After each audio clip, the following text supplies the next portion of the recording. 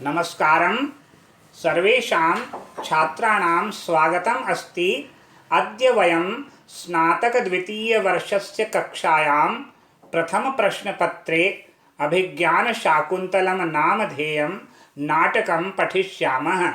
नमस्ते विद्यार्थियों, पिछले वीडियो में हमने अभिज्ञान शाकुंतलम नाटक के तृतीय अंक के 2 श्लोकों को पूर्ण कर लिया था। अब यहाँ पर तीसरा श्लोक हम प्रारंभ कर रहे हैं। राजा मदन बाधाम निरूप्य भगवन कुसुमायुध त्वया चंद्रमसाच विश्वसनीयाभ्याम अति संधीयते कामी जनार्थः। ये यहाँ पर राजा कह रहे हैं। राजा क्या कह रहे हैं? सबसे पहले तो यहाँ क्या, काम पीड़ा का अभिनय करके, काम पीड़ा का अभिनय करके, उसके लिए शब्द है मदन बाधाम निरूप्य। काम पीड़ा का अभिनय करते हुए भगवन, हे भगवन, हे भगवान, कुसुमायुध, हे भगवान कुसुमायुध। कुसुमायुध का मतलब फूल ही जिनका शस्त्र है, ऐसे कौन भगवान है? कामदेव। तो हे कामदेव भगवान, हे कामदेव भगवान। कामदेव भगवान को क्या कह रहे हैं? विश्वसनीय होकर भी आपने और चंद्रमा, आप और चंद्रमा दोनों कामी जनों के प्रति समूह को आप धोखा दे रहे हैं। आप भी धोखा दे रहे हैं और चंद्रमा भी धोखा दे रहे हैं। ये यहाँ पर कहा, हे कुसुमायुध भगवन त्वया चंद्रमसाच, आपके द्वारा और चंद्रमा के द्वारा विश्वसनीयाभ्याम, विश्वसनीय होते हुए भी अति संधीयते कामी जन सार्थ है। कामी जनों को आप काम पीड़ा से संतप्त लोगों को आप, पीड़ा वाले लोगों को आप क्या दे रहे हो? संधीयते, विश्वसनीय होकर भी आप उन्हें, कामी जनों को क्या दे रहे हैं? धोखा दे रहे हो। कुतः, क्योंकि अब यहाँ पर धोखा दे रहे हैं कामदेव और चंद्रमा के विषय में कह रहे हैं। अब राजा उनसे क्या कह रहे हैं, कामदेव और चंद्रमा जी से, वह इस श्लोक में आप देखिए। तव कुसुम शरत्वं शीत रश्मित्वं इंदोः द्वयोमिदं मयथार्थ दृश्यते मद विधेषु विसृजति हिमगर्भैः अग्निमिन्दुर मयूखैः सत्वम अपि कुसुम बाणान वज्रसारी करोषि। देखिए, वापस से देखिए। सबसे पहले तव कुसुम शरत्वम शीत रश्मित्वम इंदोः, फिर द्वयम इदम अयथार्थ दृश्यते मद विधेषु, ये दूसरी लाइन है। और तीसरी, विसृजति हिमगर्भैरग्नि मिंदु मयूखैः सत्वम अपि कुसुम बाणान वज्रसारी करोषि। देखिए क्या कह रहे हैं। तो सबसे पहले तो यहाँ पर ये क्या कह रहे हैं, देखिए, तुम्हारा फूल के बाणों वाला होना, त्वम कुसुम शरत्वम, तुम्हारा फूलों के बाणों वाला होना, और चंद्रमा का शीत रश्मित्वम, और इंदोह शीत रश्मित्वम, और चंद्रमा का शीतल किरणों वाला होना, ये दोनों मुझ जैसों के लिए असत्य दिखाई दे रहे हैं। मुझ जैसे काम पीड़ितों के विषय में ये दोनों ही बातें असत्य दिखाई दे रही हैं। कौन सी 2 बातें? एक तो तुम्हारा फूल के बाणों वाला होना, और दूसरा चंद्रमा का शीतल किरणों वाला होना। ये दोनों ही बातें मुझ जैसे काम पीड़ितों के विषय में असत्य दिखाई दे रही है। मद विधेषु दृश्यते। कैसे? चंद्रमा तो शीतल यानी अंतर्भाग वाली किरणों से आग बरसा रहा है, और तुम फूल के बाणों को वज्र के समान कठोर बना रहे हो। तात्पर्य क्या हुआ? चंद्रमा तो जो है वो क्या कर रहा है? चंद्रमा तो अग्नि की वर्षा कर रहा है, जबकि वह शीतल किरणों वाला है, और तुम अपने फूलों जैसे कोमल बाणों को कैसा बना रहे हो? वज्र सारी करोशी, वज्र के समान कठोर बना रहे हो। देखिए, अन्वय से हम इसको अच्छे से समझ लेंगे। एक बार हम इसका अन्वय पढ़ते हैं तो आप इसको बहुत अच्छे से समझ जाएंगे। देखिए, सबसे पहले यहाँ पर हम पढ़ते हैं इसको, आप संस्कृत में पढ़ेंगे, मदन संस्कृत में इसको पढ़ेंगे तो इसका अर्थ अच्छे से स्पष्ट हो जाएगा। संस्कृत, तव, तव मतलब मदनस्य, कुसुम शरत्वम यानी कुसुमम, पुष्पम, शरः यानी बाणः, यस्य तत्वम तस्य भावः, इंदोः चंद्रस्य, शीतरश्मित्वम यानी शीताः हिमाः रश्मयः किरणाः यस्य तत्वम तस्य भावः, इदम यानी एतत्, पूर्वोक्तम द्वयम दोनों बातें, उभयम अपि कौन से? मद विधेषु, मम विधा प्रकारा येषां तेषु तेषां विषये अयथार्थम न यथार्थम सत्यम, सत्य नहीं है, दृश्यते अनुभूयते। इंदु चंद्रः हिमगर्भैः, हिमकणों के द्वारा, हिमम तुषारः गर्भे अंतः येषां तैः मयूखैः किरणों से, किरणैः अग्निम हुताशनम विसृजति छोड़ रहा है, त्यजति, त्वं भवान और आप, अपि च कुसुम बाणान कुसुमानि पुष्पाणि एव बाणः शरातान वज्रसारी करोषि यानी अवज्रसारान वज्रसारान करोषि, यद्वा वज्रवत कुलशवत सारी करोषि दृढ़ी करोषि। ये यहाँ पर बताना चाह रहे हैं। इसको एक बार से हम अलग से पढ़ेंगे तो आपको समझ में आ जाएगा। इसका तात्पर्य सिर्फ इतना सा है इस श्लोक का, जो मैं आपको बताता हूँ। यहाँ पर ये लिखा है कि आपने जो उनको कह रहे हैं चंद्रमा और चंद्रमा के साथ कामदेव, उन दोनों को संबोधित करते हुए यहाँ पर राजा कह रहे हैं। क्या कह रहे हैं? यहाँ पर राजा ये बताना चाहते हैं कि तुम्हारा फूलों के बाणों वाला होना, यानी कामदेव का तुम्हारा फूलों के बाणों वाला होना और चंद्रमा का शीतल किरणों वाला होना, ये दोनों ही बातें मुझ जैसे काम पीड़ित व्यक्तियों के विषय में असत्य दिखाई दे रहे हैं। क्यों? क्योंकि चंद्रमा शीतल किरणों वाला होने पर भी आग की वर्षा कर रहा है, आग बरसा रहा है, ठीक है, आग छोड़ रहा है। शीतल किरणों वाला, शीतल अंतर्भाग वाली किरणों से आग को डालता है, यानी आग छोड़ रहा है। और तुम फूल के समान कोमल बाणों वाला होते हुए भी तुम फूल के बाणों को वज्र की भांति दृढ़ बना रहे हो, कठोर बना रहे हो। ये यहाँ पर बताना चाहते हैं। अब इसमें क्या विशेष बात है? काम और चंद्र क्रमशः कुसुम शरत और शीत रश्मि कहे जाते हैं। इनके विशेषण है, कामदेव का विशेषण है और चंद्र का क्या विशेषण? तो कामदेव का तो विशेषण है कुसुम शर, और चंद्रमा का विशेषण है शीत रश्मि, ये कहे जाते हैं। पर विरही के लिए विपरीत प्रभाव दिखते हैं।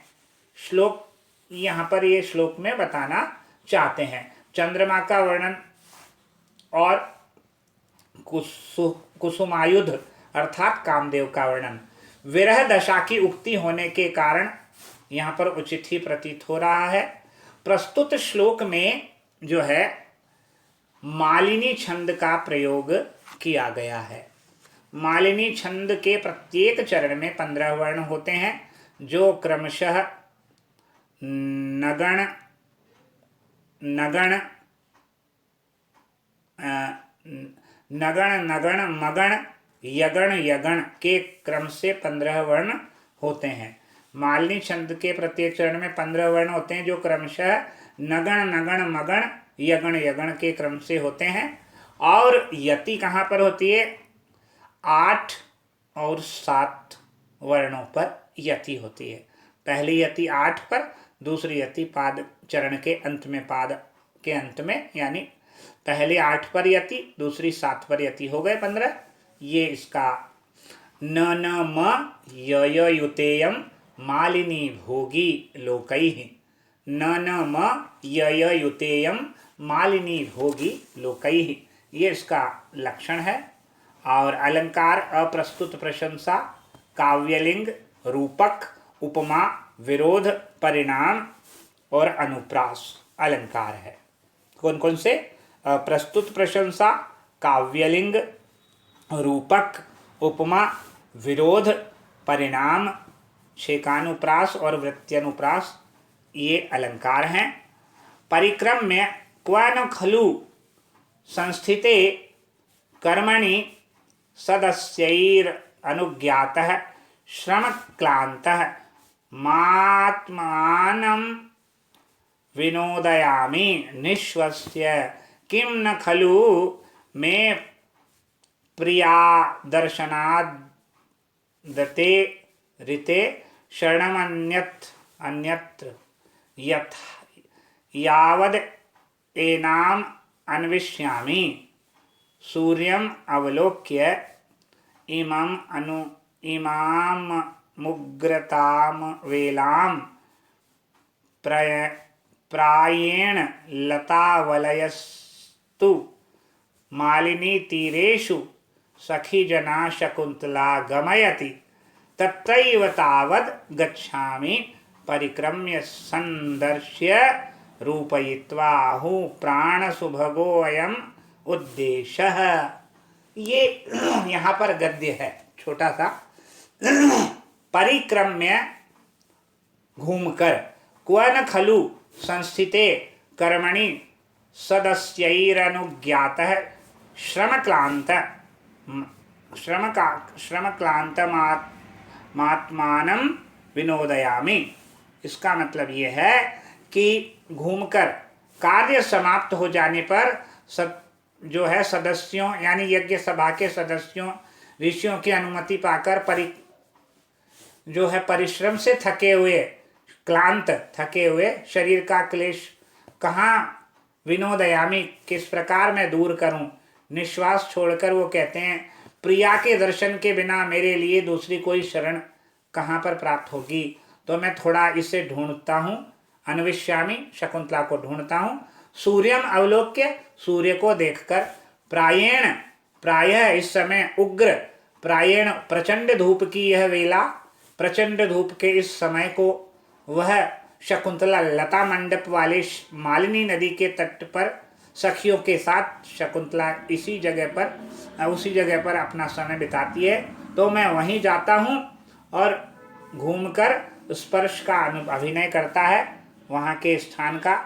यह स्थान तो बहुत ही कैसा है, उत्कृष्ट वायु के कारण बहुत सुंदर स्थान है, बहुत अच्छा लग रहा है। यहाँ पर ठंडी ठंडी हवा चल रही है, ऐसा वह अनुभव करते हैं और अपने अनुभव को वे एक श्लोक में रूपायित करते हैं। अब यहाँ पर एक श्लोक में वे इस वातावरण का वर्णन कर रहे हैं। देखिए ये क्या है। शक्यमरविंद सुरभिः कर्णवाही मालिनी तरंगाणाम अंगैरनंग तप्तैर अविरल मालिंगितुम पवनः। देखिए शक्यम अरविंद सुरभि कर्णवाही मालिनी तरंगाणाम, ये पहली पंक्ति। दूसरी अंगैरनंग तप्तैर अविरल मालिनी मालिंगितुम पवनः। तात्पर्य क्या हुआ? कमल की सुगंध वाली और मालिनी की तरंगों के कण को धारण करने वाली हवा का काम तप्त यानी अंग काम तप्त शरीर लगातार आलिंगन कर रहा है, कर सकता है। तात्पर्य क्या है?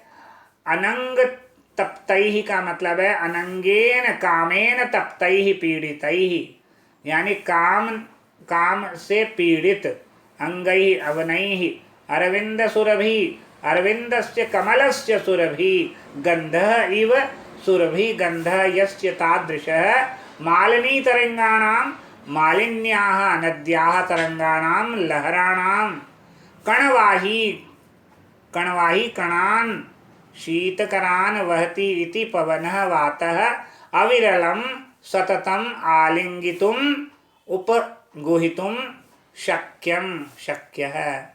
तात्पर्य क्या है? कमल की सुगंध वाली और मालिनी की तरंगों के कणों को वहन करने वाली हवा का काम से पीड़ित अंग लगातार आलिंगन कर सकते हैं। तात्पर्य ये है कि यहाँ पर हवा तरंगों के संपर्क से शीतल और कण वहन करने से मंद और कमल के स्पर्श से सुगंधित है।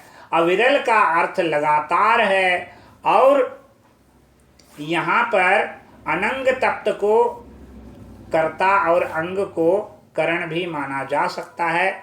ऐसी वायु का ताप से तप्तों के लिए उद्दीपक है, दुष्यंत को सुखकर लगती है।